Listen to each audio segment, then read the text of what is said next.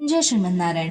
जैसे कि 10 जनवरी शुक्रवार 2025 को पुत्रदा एकादशी व्रत किया जा रहा है और आज के इस वीडियो में हम आपको बताएंगे पुत्रदा एकादशी के व्रत का पारण कब करना है, कैसे करना है, किस विधि से करना है, क्योंकि एकादशी के व्रत का पारण करना व्रत का एक महत्वपूर्ण हिस्सा है। अगर एकादशी के दूसरे दिन पारण ना किया जाए तो व्रत को अधूरा माना जाता है और हो सकता है कि आपको व्रत का पूर्ण फल ना मिले। साथ ही पारण करने से व्रत के पुण्य और आशीर्वाद प्राप्त होते हैं, लेकिन अगर पारण ना किया जाए तो इस पुण्य का लाभ नहीं मिलता है और व्रत अधूरा रह जाता है। तथा धार्मिक शास्त्रों में भी कहा गया है कि पारण किए बिना व्रत का उद्देश्य पूरा नहीं होता है, जैसे कि व्यक्ति को पुण्य की प्राप्ति में रुकावट आ सकती है। इसलिए आप एकादशी के उपवास के उपरांत दूसरे दिन पारण सही समय और सही विधान से जरूर कीजिए। तो यह जानने के लिए कि एकादशी के दूसरे दिन पारण करने का कौन सा शुभ समय है, वीडियो के अंत तक जरूर बने रहिएगा। तो बिना देरी किए आइए जानते हैं कि पुत्रदा एकादशी के दूसरे दिन पारण का शुभ मुहूर्त क्या होने वाला है और इस बार के शुक्ल पक्ष की एकादशी को भगवान को कौन सा विशेष भोग अर्पण करना होगा, यह भी हम इसी वीडियो में बताएंगे।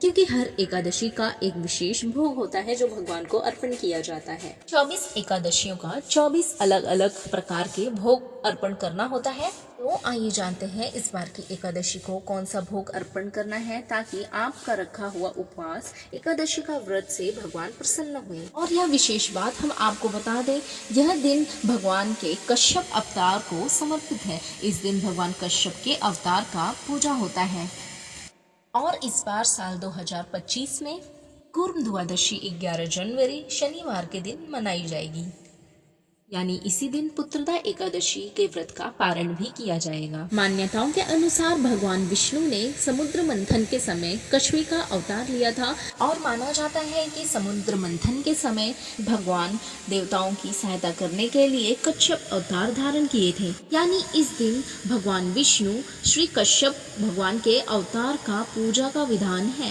साथ ही इस दिन कछुआ लाना भी बहुत जरूरी बताया गया है। माना जाता है चांदी, सोने या अष्ट धातु के कछुआ घर पर लाना बहुत शुभ माना जाता है। इससे जीवन में सकारात्मक ऊर्जा आती है, साथ में भगवान विष्णु की अनंत कृपा प्राप्त होती है। जैसे कि आप सभी जान रहे हैं कि पौष मास की शुक्ल पक्ष की एकादशी इस बार 10 जनवरी 2025 दिन शुक्रवार को रखी जा रही है और पुत्रदा एकादशी का व्रत संतान की लंबी आयु, सुख समृद्धि और अच्छे स्वास्थ्य के लिए रखी जाती है। पुत्रदा एकादशी के तिथि का प्रारंभ 9 जनवरी गुरुवार दोपहर 12:23 से शुरू हुआ है और इस एकादशी तिथि का समापन 10 जनवरी शुक्रवार सुबह 10:19 तक होगा। और साथ ही द्वादशी तिथि का प्रारंभ 10 जनवरी शुक्रवार सुबह 10:20 से द्वादशी तिथि का समापन 11 जनवरी शनिवार सुबह 8:21 तक होगा। इसके बाद से त्रयोदशी तिथि प्रारंभ हो जाएगी और त्रयोदशी को प्रदोष व्रत रखा जाता है। अब बात करते हैं द्वादशी के मुहूर्तों के बारे में। तो 11 जनवरी शनिवार को ब्रह्म मुहूर्त सुबह 5:38 से 6:26 तक होगा तथा सूर्य उदय सुबह 7:14 और सूर्य अस्त शाम 5:55 तक होगा। और इस बार प्रातःकाल पूजा का मुहूर्त सुबह 5:54 से 7:15 तक है। साथ ही इस बार राहु काल सुबह 9 बजे से लेकर 10:30 तक होने वाला है और राहु काल में कोई भी शुभ कार्य करने से बचना चाहिए। और इस बार शुक्ल पक्ष 11:49 तक रहने वाला है और उसके बाद ब्रह्म योग शुरू हो जाएगा और यह समय दान और शुभ कार्य करने का बहुत ही उत्तम समय है। आइए अब जानते हैं व्रत पारण की तिथि।